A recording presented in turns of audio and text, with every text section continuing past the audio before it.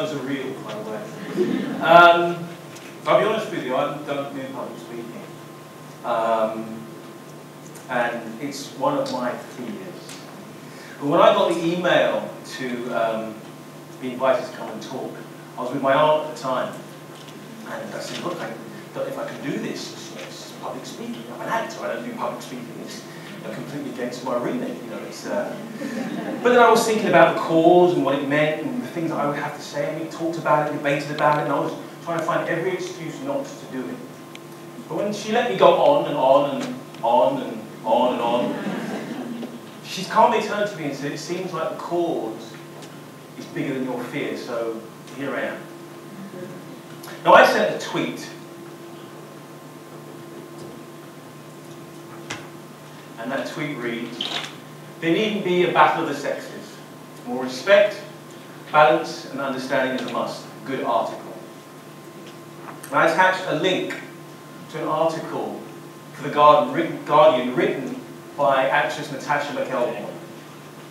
Now, that was titled, It's Time to Find an App for Gender Equality. And it grabbed me, that title, because it's something that's been on the forefront of my mind for quite some time now. And the article mainly talks about how we've become used to the way that women are being objectified so openly, disrespectfully, and candidly in the media. It's been accepted far too much. I read the article. It was informative. It was very well researched, very well written. But I came away feeling very frustrated. I came away thinking, why is it that we're still locked in this battle of the sexes? Why are we still talking like this and having articles written about why women are seen the way they are in the media?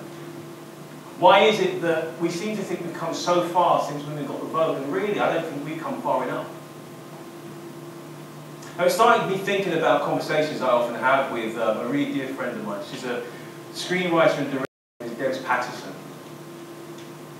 Now, with Debs and I being in the film industry, she being a member of a gender that is so often overlooked and stereotyped, and me being an actor in the industry that's of a minority race and often in the same position, we share a common bond and frustration with the media in the way that it's seen by one viewpoint most of the time, and that's the white male perspective. Now, Debs has written an article about this entitled The Theory of Protagonists and Empathy. If you can get a chance to read it, read it. It's fantastic, really, really good. Now, one of the things that she covers in her paper is the fact that we've become so used to the way that stories are told from this viewpoint that whenever anyone tries to reshape that and change the formula, we always come back around to what we know and what we've seen so often. Now, how do we change that? How do we make it so that that's not the case all the time? We consciously make space for the female voice. We consciously make it so that it stands side by side with the male narratives. Now, TV, theatre and film across the water and here in the UK are going through a bit of a change at the moment. We're seeing a lot more female writers writing characters, strong characters for men and women. And it's important that these things happen, that we're seeing things from a different perspective.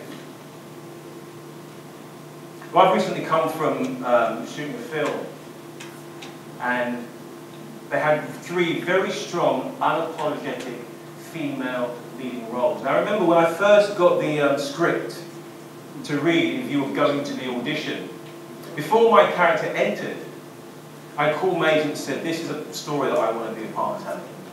This is something that I think is really important, because it grabbed me in a way that a lot of male narratives just couldn't. And that's not to say that I think the male narrative is a bad one, or that I think we should come to an end of male narratives. I don't at all. I think they're very good. We all think they're very good because we watch their films all the time. But what I would like to see is more of a balance.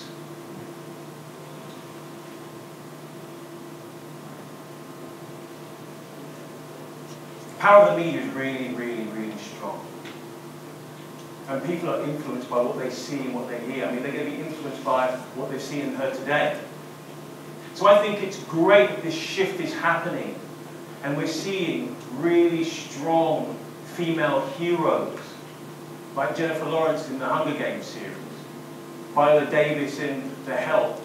I recently found out that the Emmys, an award given in America for television and film, this year they had a record number of female directors nominated for awards. And we're seeing playwrights, award-winning playwrights and TV writers like Debbie Tucker-Green and Lucy Kirkwood. New writers like Sarah Rutherford. I don't know if you go to, did anyone go to the theatre here? Anybody see a play called Adult Supervision? Anyway, it was by Sarah Rutherford. She's a new writer now. She had this play, and it was 4 females. It was a 4-hander, all females, talking about motherhood and race and class. Now these women and a host more are helping us to really see things from a different perspective. They're helping me, they're helping a lot of male friends that I know in the industry to really see things in a different way. They're challenging us to listen. Not just to hear, but to really listen to what they say and how they say it. And it's great because I think of a generation of boys and girls that can then go forward and experience the media in a way that we haven't had the opportunity to do from a more balanced perspective.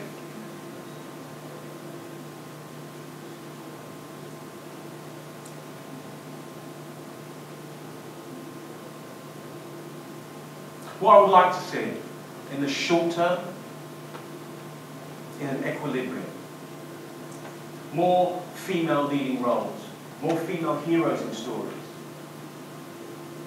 more non-white male leads, alongside male heroes and male white leads, so that we can stand side by side and really give an open view of how things are. I think then and only then can we really build a platform to look toward a long-term solution of equality. Well, I sent another tweet, and that reads, "Yes, I'm a man, and a feminist, and very proud of it. I believe in the rights of women as well as men. Balance, respect, and understanding for all."